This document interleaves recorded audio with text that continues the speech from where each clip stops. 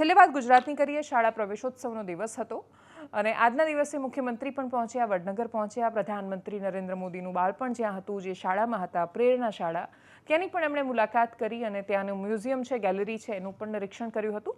Deputy CM Harsh Sanghavi એમણે અગરિયાઓને ભણાવવા માટે જે સ્કૂલ બસ મોકલવામાં આવે છે, બહુ જ અદ્ભુત રીતે શરૂ કરેલી યોજના છે. અને લગભગ જ્યારે વિનોદ રાવ શિક્ષણ વિભાગમાં સચિવ હતા ને એ વખતે બહુ જ બધા એનજીઓઝ અને એવી સંસ્થાઓ કે જે અગરિયાઓ માટે કામ કરતા હોય, એ લોકો જ્યારે આ રજૂઆતને લઈને પહોંચ્યા ત્યારે એમણે એ વાતને બહુ જ સરસ રીતે સ્વીકારી, અને માત્ર સ્વીકારી નહીં, એમણે એ બસ લોન્ચ કરાવી કે એવી બસો કે જે બહુ ઉપયોગમાં નથી આવતી કે કામમાં નથી આવતી, એને તમે કન્વર્ટ કરો, એમાં જ ઉપર સોલાર લગાવો, એનાથી જ પંખો ચાલે. તો રણમાં બધું જ છોડીને આટલા ધોમધકતા તડકામાં રણની વચ્ચે રહેતા અગરિયાને એના બાળકો, એટલે એનું તો બહુ નાનું એવું ઘર છે, એને ઘર ઝૂંપડું જે કહેવું હોય એ ત્યાં જ રહે છે. એ બાળકોનું શું, એ રણમાં જે લોકો જાય છે, એટલે જે મીઠાની ખેતી કરે છે, જે બધાની થાળીમાં મીઠું આપે છે, એના જીવનમાં તો મીઠું જ નથી રહેતું. એટલે એના ના મીઠાશવાળું મીઠું રહે છે, ના જરૂરી મીઠું છે એ પણ રહે છે. અને એટલે જ એના બાળકોના જીવનમાં કોઈ બદલાવ આવે એ હેતુથી કરવામાં આવેલો બહુ અદ્ભુત પ્રયોગ છે.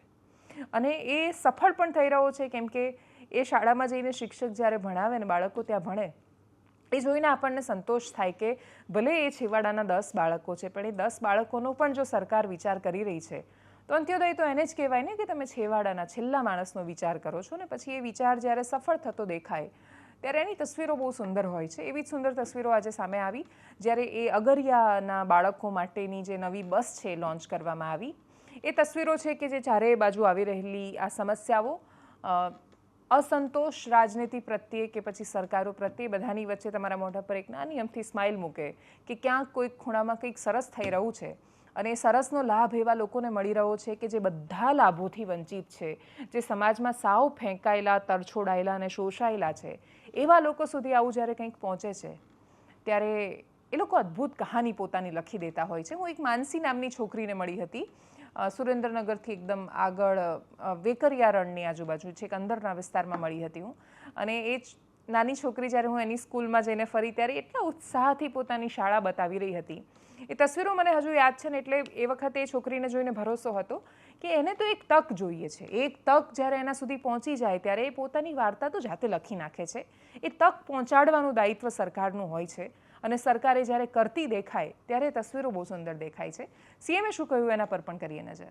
તો એ પણ એક વાલી તરીકે આપણી શું જવાબદારી, તો કે જે પ્રમાણે અત્યારે માનનીય વડાપ્રધાનશ્રીના નેતૃત્વમાં ગુજરાત આગળ વધી રહ્યું છે. આજે અહીંયા આગળ ધંધા રોજગારની દ્રષ્ટિએ પણ ગુજરાત ખૂબ મોખરે છે. ગ્લોબલ ઇન્ડસ્ટ્રીઝ બધી અહીંયા ગુજરાતમાં આવી રહી છે. અને આ બધા ડેવલપમેન્ટનો લાભ કોને મળવો જોઈએ? તો એ ગુજરાતના દરેકે દરેક વ્યક્તિને એનો લાભ મળે, એના માટે આપણો પ્રયત્ન હોવો જોઈએ. અને સરકાર તમારી સાથે હર કદમ ઉપર તમારી સાથે રહેવાની તૈયારી બતાવે.